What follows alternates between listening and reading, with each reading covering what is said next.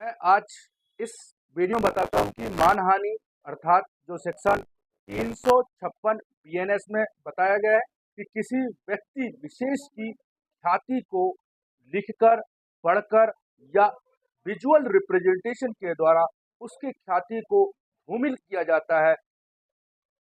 निंदा की जाती है, उसके ख्याति को कम किया जाता है, इसे मानहानि कहा जाता है। इसमें व्यक्ति विशेष की बात की गई है, व्यक्ति विशेष की ख्याति को कम करने की बात की गई है, तो यह कहलाता है मानहानि, डेफमेशन सेक्शन 356 में। वहीं हम दूसरी बात करते हैं धारा 196 196 जो यह कहता है कि धर्म, मूलवंश, जन्म स्थान, निवास स्थान,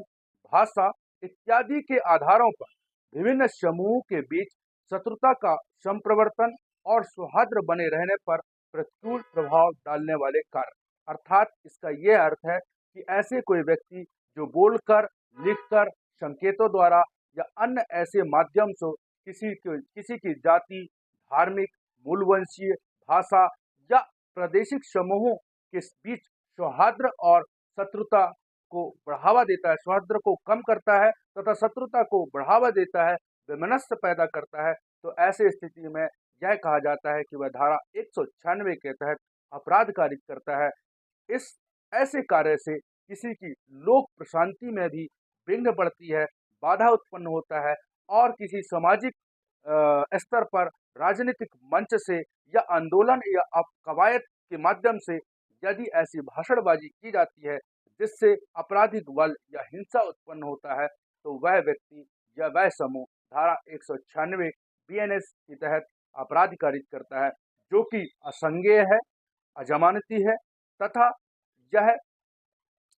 समूह के माध्यम या व्यक्ति के से की जाती है तो 3 वर्ष तक की कारावास से दंडनीय है तथा यदि पूजा स्थल पर यदि इस तरीके से कार्य किया जाता है तो 5 वर्ष तक का दंड है। कहने का तात्पर्य है कि मानहानि धारा 356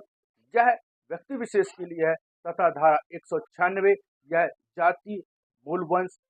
जन्म स्थान, निवास स्थान, भाषा इत्यादि के आधार पर की गई यदि कोई निंदा है, परिनिंदा है, जिससे हिंसा वगैरह फैलने की संभावना है या या किसी की जाति समूह को की शांति भंग होती है, तो यह कहते हैं ये 196 के तहत दंडनीय होता है। तो दोनों में बेसिक डिफरेंस यही है।